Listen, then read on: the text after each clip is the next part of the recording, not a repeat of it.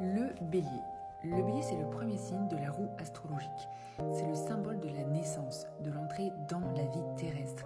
Il annonce le début du printemps. Les béliers sont doués pour commencer des nouveaux projets, pour insuffler un nouvel air.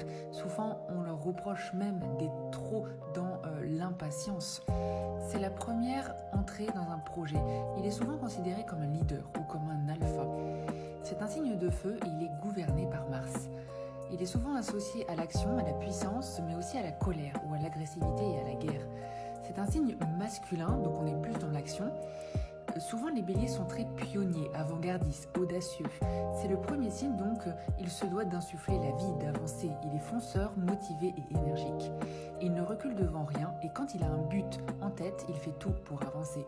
Très volontaire et très instinctif, il peut avoir beaucoup d'intuition, il est tenace et il avance face à l'adversité.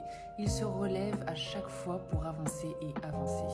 Au niveau sentimental, si vous avez une lune en bélier, le bélier est assez réactif et passionné.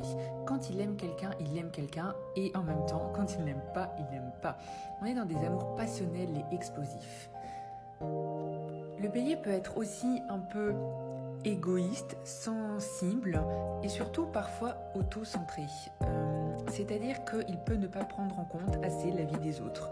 Un peu égoïste sur les bords, comme on le dit, il peut avoir parfois aussi un côté rebelle, ne pas faire comme les autres, ne pas vouloir être comme les autres, ne pas être comme tout le monde, ou même carrément être un peu belliqueux et aimer un peu les conflits.